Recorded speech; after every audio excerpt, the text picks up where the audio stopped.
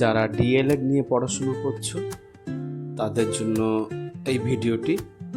তাদের পার্ট 1 এক্সামটা কেমন হবে, কেমন ধরনের প্রশ্ন আসবে সেইটা নিয়ে আলোচনা করা হলো 2019-21 প্রশ্ন ধরে। আজকের বিষয় হলো বাংলা পেপার কোড CPS 01। এখানে দুটো বিভাগ থাকবে, বিভাগ ক আর বিভাগ খ। বিভাগ কয়ে থাকবে MCQ কোশ্চেন 20টা মানে 20x1 20 নম্বরের প্রশ্ন উত্তর করতে হবে। আর থাকবে কোশ্চেন বিভাগ কয়ের 2 নম্বরে থাকবে 2 নম্বর করে 10টা প্রশ্নের অ্যান্সার করতে হবে, থাকবে 12টি প্রশ্ন। এখানে তাহলে 10x2 মানে 20, তা 20 + 20 40 হলো। আর বিভাগ ক্ষয়ের থেকে থাকবে 30। এখানে কোশ্চেন নাম্বার 3-এ থাকবে 3টে প্রশ্ন দেওয়া থাকবে, সেখান থেকে তোমাকে 2টো করতে হবে।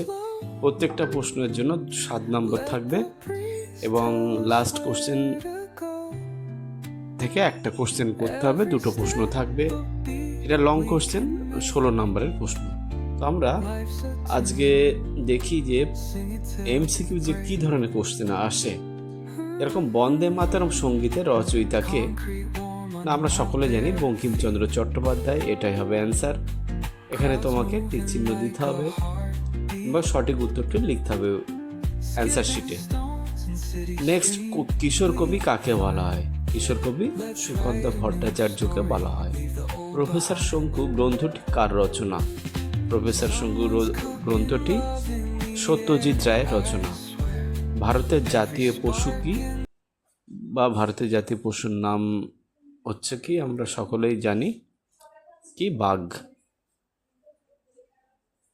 2019-21 আর যে প্রশ্নটা ছিল যে চলচ্চিত্র চঞ্চরী গ্রন্থটির রচয়িতাকে, না সঠিক উত্তর হবে সুকুমার রায়। তারপরে প্রশ্ন, ছন্দের জাদুকর কাকে বলা হয়?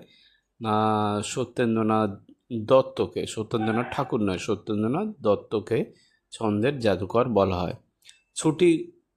ছোট গল্পের লেখক হলেন রবীন্দ্রনাথ ঠাকুর। রবীন্দ্রনাথ ঠাকুর হলেন ছোট গল্পের লেখক। নেক্সট প্রশ্ন, কোন প্রাণীর ডাককে হ্রেষা বলা হয়? ঘোড়ার ডাককে হ্রেষা বলা হয়। নিচের কোনটি মহাপ্রাণ বর্ণ? না সঠিক উত্তর হবে ঘ। সঠিক উত্তর হবে ঘ। নেক্সট প্রশ্ন, ট বর্গের তৃতীয় বর্ণটি কি? ট বর্গের তৃতীয় বর্ণটি হলো ড। তারপরে প্রশ্ন, তদ্ভব শব্দের বহুল প্রয়োগ লক্ষ্য করা যায়। কোথায় লক্ষ্য করা যায়? না চলিত ভাষায়। ঠয়ের দাগের কোশ্চেনটা ছিল এরকমই, শিশুরা খেলতে খেলতে পড়া তৈরি করে। এখানে খেলতে খেলতে কোন প্রকার ক্রিয়া? না সঠিক উত্তর হবে অসমাপিকা ক্রিয়া। পরের প্রশ্ন, পঞ্চম শ্রেণীর মাঠ মানে ছুট কবিতার কবিকে? সঠিক উত্তর হবে কার্তিক ঘোষ। পরের প্রশ্ন, চতুর্থ শ্রেণীর সবার আমি ছাত্র কবিতার কবিকে? না সঠিক উত্তর হবে সুনির্মল বসু। পরের প্রশ্ন, তৃতীয় শ্রেণীর বাংলা পাঠ্যপুস্তকের নাম কি? পাতাভার। তাহলে তোমার সমস্ত ক্লাসের বইগুলোর নামও কিন্তু মনে রাখতে হবে, এখান থেকেও প্রশ্ন আসছে। তারপরে কোশ্চেন, ভানু সিংহ ঠাকুর কার ছদ্মনাম? রবীন্দ্রনাথ ঠাকুরের ছদ্মনাম। তৃতীয় শ্রেণীর পাঠ্য তালিকাভুক্ত নদী কবিতাটির রচয়িতা কে? সঠিক উত্তর হবে শক্তি চট্টোপাধ্যায়। তাহলে এখান থেকে আমরা বুঝতে পারছি যে পাঠ্যপুস্তকের মধ্যে কি আছে,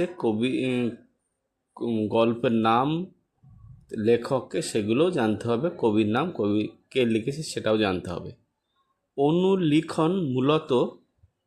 অনুলিখন মূলত কি শ্রুতি নির্ভর। সঠিক উত্তর শ্রুতি নির্ভর। পরেরটা হচ্ছে সমাপিকা ক্রিয়া কোনটি? সমাপিকা ক্রিয়া বই পড়ছে। ক্ষীরের পুতুল গ্রন্থটি কার রচনা? সঠিক উত্তর অবনীন্দ্রনাথ ঠাকুর। এই ধরনের এমসিকিউ থাকবে। এছাড়া যেগুলো 2 নম্বর প্রশ্ন সেগুলো দেওয়াই থাকছে, সেগুলো দেখে অ্যান্সার তৈরি করে রাখবে। এই ধরনের ভিডিও পেতে তোমরা চ্যানেলটি সাবস্ক্রাইব করতে থাকো।